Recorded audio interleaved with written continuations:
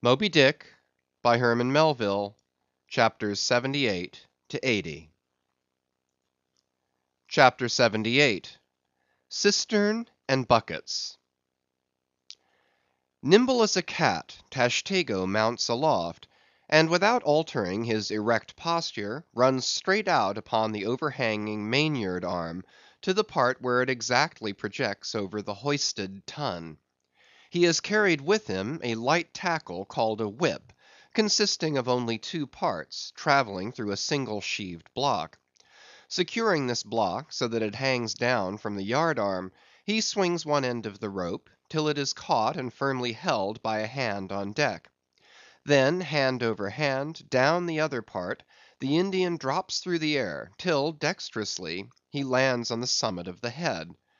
There, still high elevated above the rest of the company, to whom he vivaciously cries, he seems some Turkish muezzin calling the good people to prayers from the top of a tower. A short-handled sharp spade being sent up to him, he diligently searches for the proper place to begin breaking into the tun. In this business he proceeds very heedfully, like a treasure hunter in some old house, sounding the walls to find where the gold is masoned in. By the time this cautious search is over, a stout iron-bound bucket, precisely like a well bucket, has been attached to one end of the whip, while the other end, being stretched across the deck, is there held by 2 or 3 alert hands. These last now hoist the bucket within grasp of the Indian, to whom another person has reached up a very long pole. Inserting this pole into the bucket, Tashtego downward guides the bucket into the tun, till it entirely disappears. Then, giving the word to the seamen at the whip, up comes the bucket again, all bubbling like a dairymaid's pail of new milk. Carefully lowered from its height, the full freighted vessel is caught by an appointed hand, and quickly emptied into a large tub. Then remounting aloft, it again goes through the same round, until the deep cistern will yield no more. Towards the end, Tashtego has to ram his long pole harder and harder, and deeper into the tun, until some 20 feet of the pole have gone down. Now, the people of the Pequod had been bailing some time in this way; several tubs had been filled with the fragrant sperm, when all at once a queer accident happened.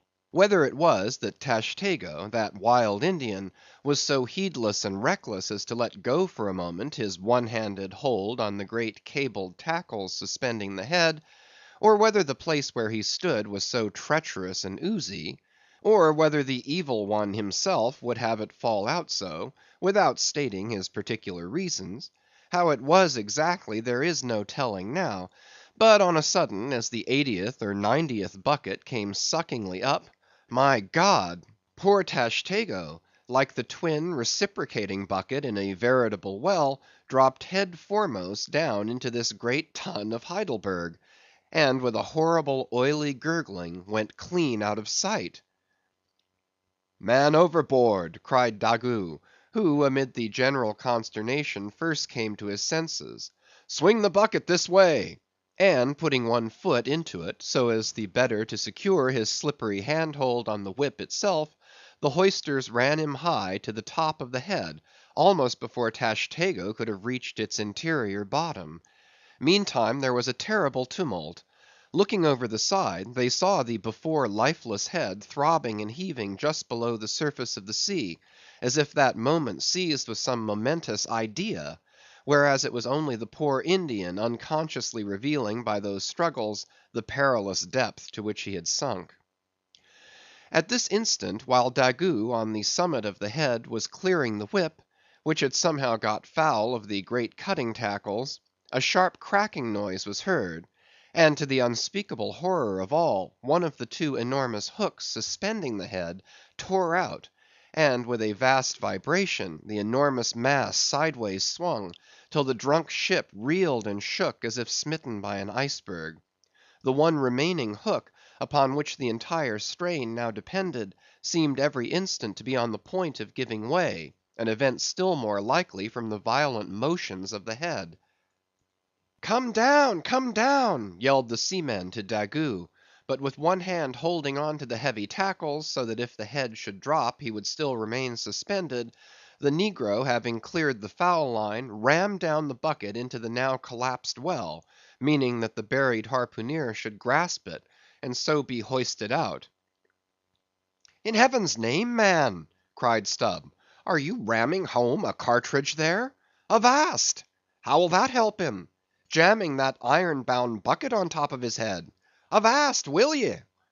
"Stand clear of the tackle," cried a voice like the bursting of a rocket. Almost in the same instant, with a thunder boom, the enormous mass dropped into the sea, like Niagara's Table Rock into the whirlpool. The suddenly relieved hull rolled away from it to far down her glittering copper, and all caught their breath, as half swinging, now over the sailors' heads, and now over the water, Daggoo, through a thick mist of spray, was dimly beheld clinging to the pendulous tackles, while poor buried alive Tashtego was sinking utterly down to the bottom of the sea. But hardly had the blinding vapor cleared away, when a naked figure with a boarding sword in his hand was for one swift moment seen hovering over the bulwarks. The next, a loud splash announced that my brave Queequeg had dived to the rescue. One packed rush was made to the side, and every eye counted every ripple, as moment followed moment, and no sign of either the sinker or the diver could be seen. Some hands now jumped into a boat alongside, and pushed a little off from the ship.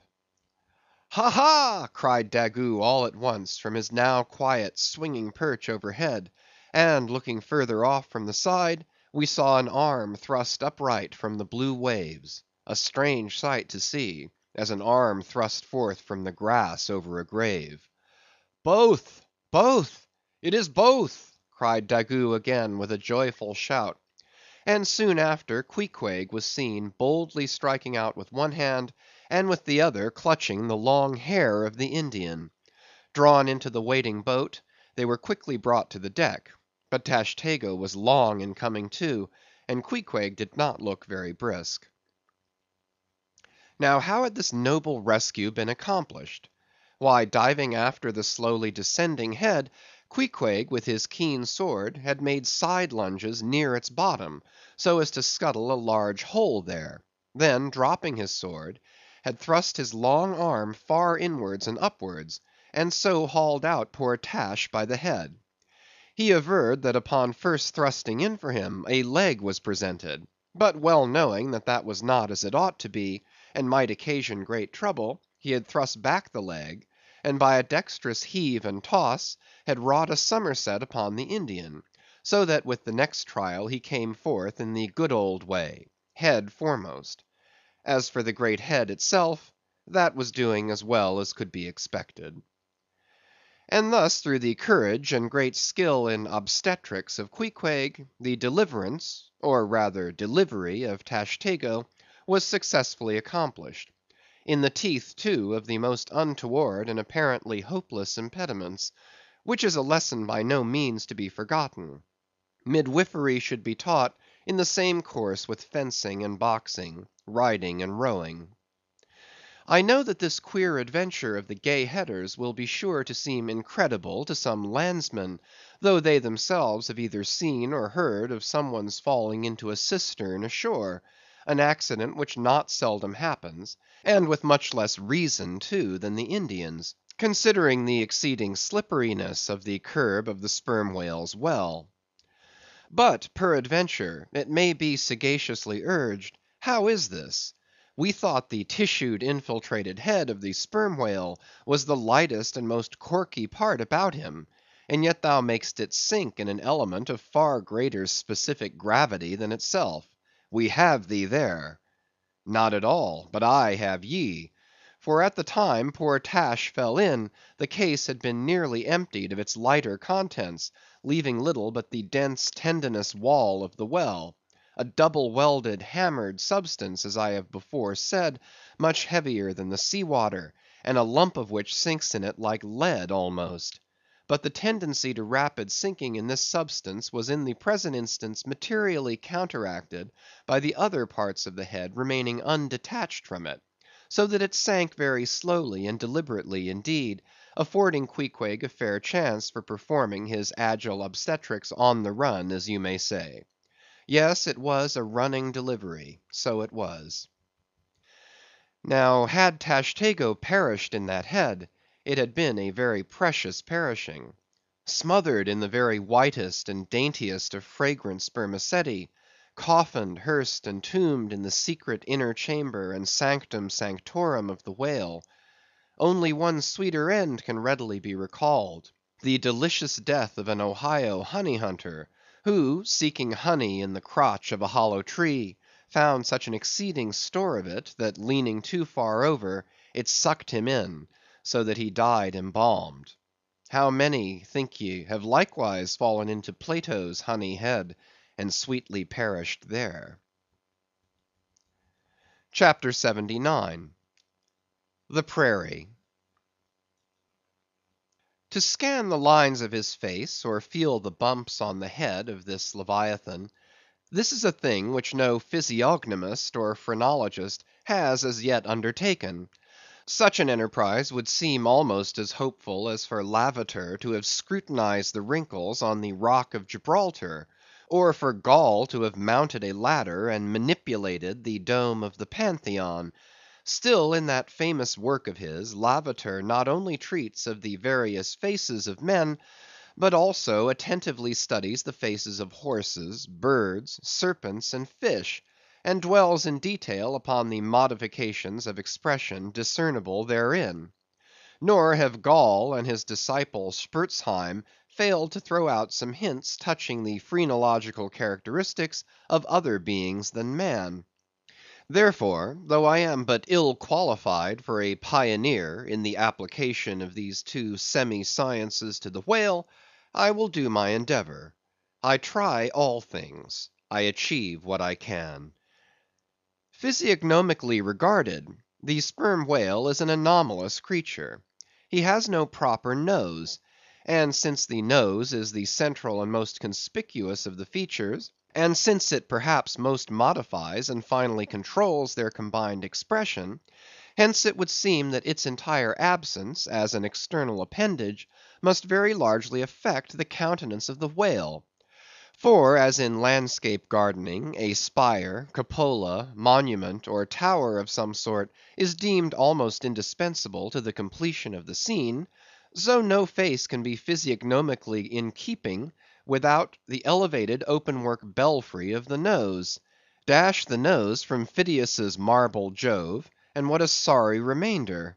Nevertheless, Leviathan is of so mighty a magnitude, all his proportions are so stately, that the same deficiency which in the sculptured Jove were hideous, in him is no blemish at all; nay, it is an added grandeur. A nose to the whale would have been impertinent. As on your physiognomical voyage you sail round his vast head in your jolly boat, your noble conceptions of him are never insulted by the reflection that he has a nose to be pulled; a pestilent conceit which so often will insist upon obtruding even when beholding the mightiest royal beadle on his throne. In some particulars, perhaps the most imposing physiognomical view to be had of the sperm whale is that of the full front of his head. This aspect is sublime.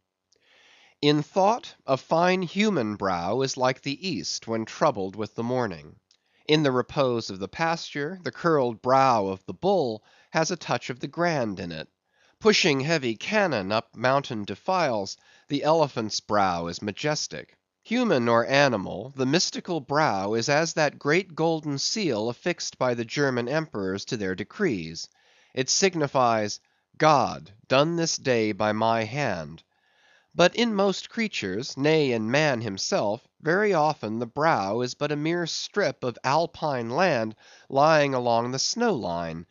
Few are the foreheads which, like Shakespeare's or Melanchthon's, rise so high and descend so low, that the eyes themselves seem clear, eternal, tideless mountain lakes; and all above them in the forehead's wrinkles you seem to track the antlered thoughts descending there to drink, as the Highland hunters track the snow prints of the deer.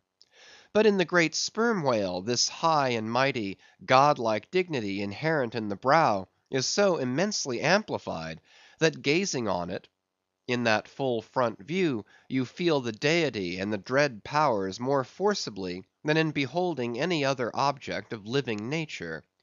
For you see no one point precisely, not one distinct feature is revealed, no nose, eyes, ears, or mouth, no face, he has none proper, nothing but that one broad firmament of a forehead, pleated with riddles, dumbly lowering with the doom of boats and ships and men. Nor, in profile, does this wondrous brow diminish, though that way viewed its grandeur does not domineer upon you so. In profile, you plainly perceive that horizontal, semi-crescentic depression in the forehead's middle, which in man is Lavater's mark of genius. But how? Genius in the sperm whale? Has the sperm whale ever written a book, spoken a speech? No, his great genius is declared in his doing nothing particular to prove it. It is, moreover, declared in his pyramidical silence. And this reminds me that had the great sperm whale been known to the young Orient world, he would have been deified by their child Magian thoughts. They deified the crocodile of the Nile because the crocodile is tongueless, and the sperm whale has no tongue, or at least it is so exceedingly small as to be incapable of protrusion.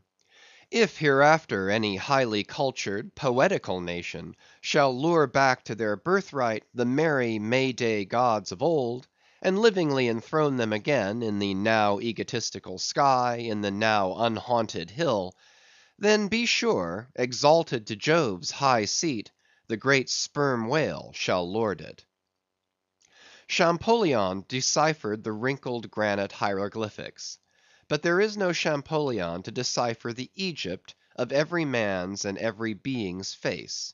Physiognomy, like every other human science, is but a passing fable. If, then, Sir William Jones, who read in 30 languages, could not read the simplest peasant's face in its profounder and more subtle meanings, how may unlettered Ishmael hope to read the awful Chaldee of the sperm whale's brow? I but put that brow before you. Read it if you can. CHAPTER 80. The Nut. If the sperm whale be physiognomically a sphinx, to the phrenologist his brain seems that geometrical circle which it is impossible to square. In the full-grown creature the skull will measure at least 20 feet in length. Unhinge the lower jaw, and the side view of this skull is as the side of a moderately inclined plane resting throughout on a level base. But in life, as we have elsewhere seen, this inclined plane is angularly filled up, and almost squared by the enormous superincumbent mass of the junk and sperm. At the high end of the skull forms a crater to bed that part of the mass, while under the long floor of this crater, in another cavity seldom exceeding 10 inches in length, and as many in depth, reposes the mere handful of this monster's brain. The brain is at least 20 feet from his apparent forehead in life. It is hidden away behind its vast outworks, like the innermost citadel within the amplified fortifications of Quebec. So like a choice casket is it secreted in him, that I have known some whalemen who peremptorily deny that the sperm whale has any other brain than that palpable semblance of one formed by the cubic yards of his sperm magazine. Lying in strange folds, courses, and convolutions, to their apprehensions it seems more in keeping with the idea of his general might to regard that mystic part of him as the seat of his intelligence. It is plain, then, that phrenologically the head of this Leviathan, in the creature's living, intact state, is an entire delusion. As for his true brain, you can see no indications of it, nor feel any. The whale, like all things that are mighty, wears a false brow to the common world. If you unload his skull of its spermy heaps, and then take a rear view of its rear end, which is the high end, you will be struck by its resemblance to the human skull, beheld in the same situation and from the same point of view. Indeed, place this reversed skull, scaled down to the human magnitude, among a plate of men's skulls, and you would involuntarily confound it with them, and remarking the depressions on one part of its summit, in phrenological phrase you would say, this man had no self-esteem and no veneration. And by those negations, considered along with the affirmative fact of his prodigious bulk and power, you can best form to yourself the truest, though not the most exhilarating conception of what the most exalted potency is. But if from the comparative dimensions of the whale's proper brain, you deem it incapable of being adequately charted, then I have another idea for you. If you attentively regard almost any quadruped's spine, you will be struck by the resemblance of its vertebrae to a strung necklace of dwarfed skulls, all bearing rudimental resemblance to the skull proper. It is a German conceit that the vertebrae are absolutely undeveloped skulls. But the curious external resemblance I take it the Germans were not the first men to perceive.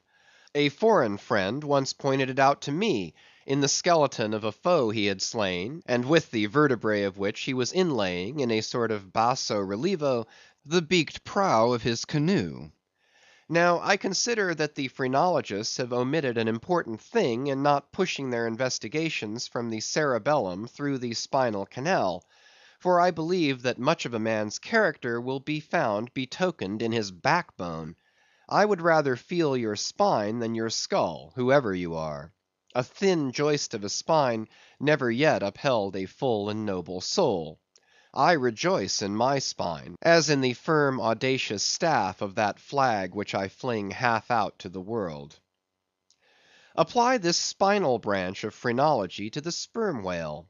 His cranial cavity is continuous with the first neck vertebra, and in that vertebra the bottom of the spinal canal will measure 10 inches across, being 8 in height, and of a triangular figure with the base downwards. As it passes through the remaining vertebrae, the canal tapers in size, but for a considerable distance remains of large capacity. Now, of course, this canal is filled with much the same strangely fibrous substance, the spinal cord, as the brain, and directly communicates with the brain. And what is still more, for many feet after emerging from the brain's cavity, the spinal cord remains of an undecreasing girth, almost equal to that of the brain. Under all these circumstances, would it be unreasonable to survey and map out the whale's spine phrenologically? For viewed in this light, the wonderful comparative smallness of his brain proper is more than compensated by the wonderful comparative magnitude of his spinal cord. But leaving this hint to operate as it may with the phrenologist, I would merely assume the spinal theory for a moment, in reference to the sperm whale's hump. This august hump, if I mistake not, rises over one of the larger vertebrae, and is therefore in some sort the outer convex mold of it. From its relative situation, then, I should call this high hump the organ of firmness or indomitableness in the sperm whale. And that the great monster is indomitable, you will yet have reason to know. End of chapter 78 to 80.